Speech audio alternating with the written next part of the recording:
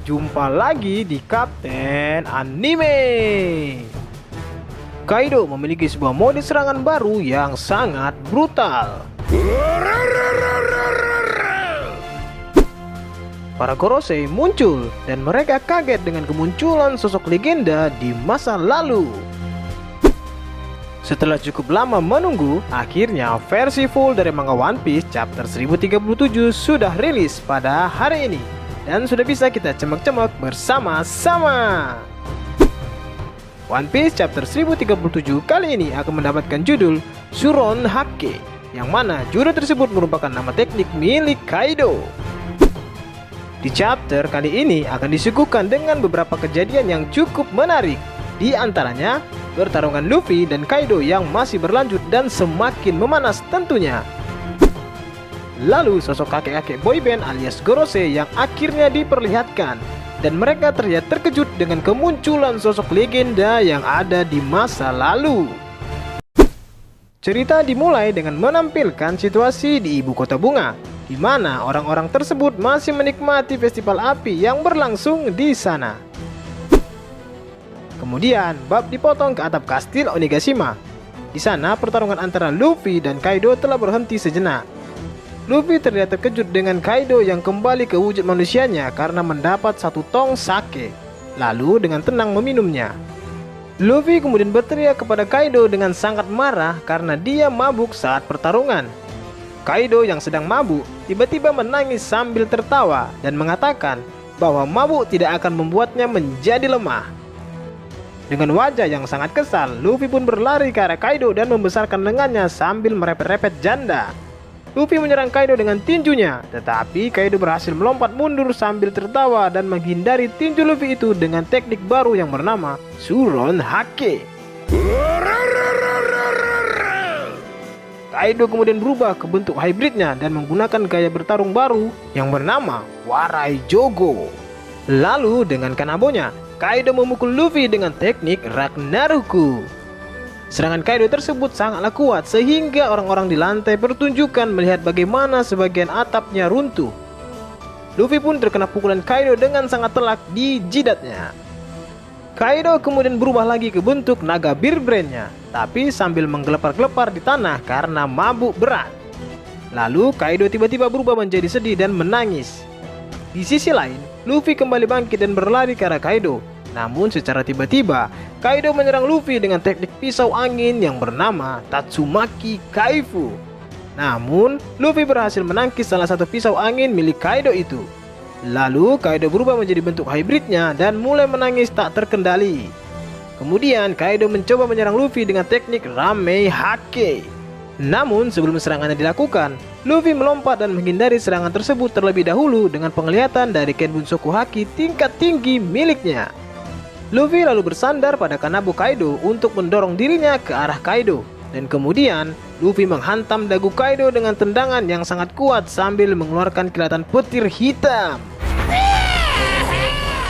Tetapi, Kaido tidak menyerah begitu saja. Dia berhasil menangkap kaki Luffy dengan ekornya. Dan sambil menangis, Kaido lalu menyeret Luffy ke arahnya dan kepala mereka berdua pun saling bertabrakan. Dampak dari bentrokan tersebut sangatlah besar, sehingga menimbulkan banyak kilatan petir hitam keluar di sekitar mereka. Tetapi yang mengejutkan adalah, kepala Luffy dan Kaido terlihat tidak saling bersentuhan karena efek dari Hausoku Haki tingkat tinggi mereka yang saling berbenturan. Lalu, Kaido pun menang dalam bentrokan ini, karena Haki Kaido yang sepertinya masih lebih kuat dari Haki Luffy. Setelah bentrokan tadi, Kaido pun sudah mulai sadar dari mabuknya. Tiba-tiba, Kaido marah dan menjadi sangat agresif. Kemudian Kaido menyerang Luffy dengan Bolo Bird. Namun dengan cepat, Luffy berhasil menghindari Bolo Bird dan berbalik menyerang Kaido. Luffy pun berteriak, "Gomu Gomu no Rock Gatling." Sementara itu, Kaido juga mulai memutar Kanamonya dan menyerang dengan teknik Gundari Ryuseigun. Kemudian, mereka berdua pun menyerang pada saat yang bersamaan. Luffy menempeleng Kaido dengan tinjunya yang dilapisi oleh Hausoku Haki tingkat tinggi. Kaido pun menyerang balik dengan mengayunkan Kanamonya dan juga sambil menangkis pukulan Luffy. Serangan mereka berdua sangatlah brutal, sehingga baik Luffy maupun Kaido saling terkena pukulan mereka satu sama lain. Luffy memperlambat serangannya dan menghentikan pergerakan Kanabu Kaido.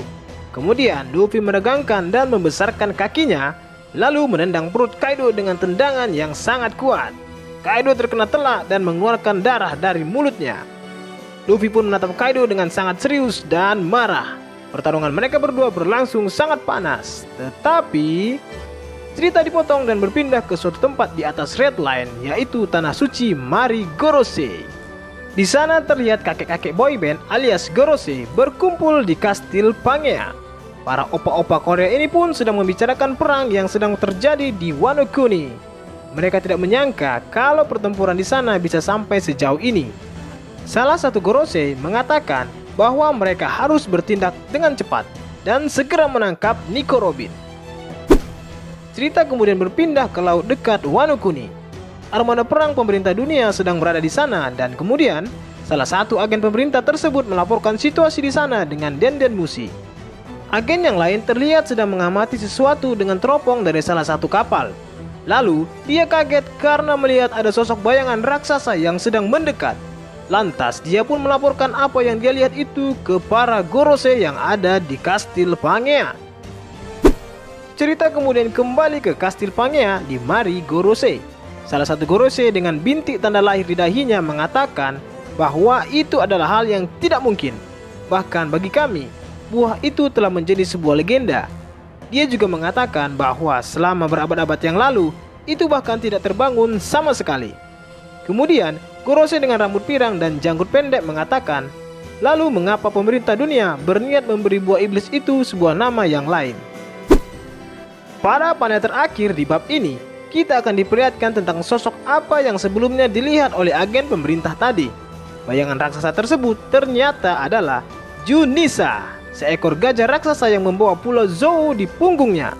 Posisi Junisa saat ini berada tepat di belakang armada pemerintah dunia di laut dekat Wano Kuni. Lalu Gorose yang lain pun menjawab pertanyaan yang tadi. Alasannya adalah mereka ingin menghapus nama asli buah itu dari sejarah. Nah, adegan tersebut merupakan penutup dari manga One Piece chapter 1037 kali ini. Dan berita buruknya adalah untuk minggu depan One Piece libur.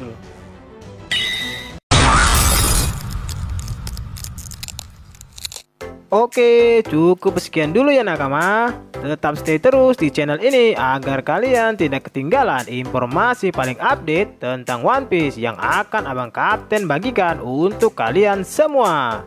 Dan pastinya jangan lupa like, comment, and subscribe. Bye.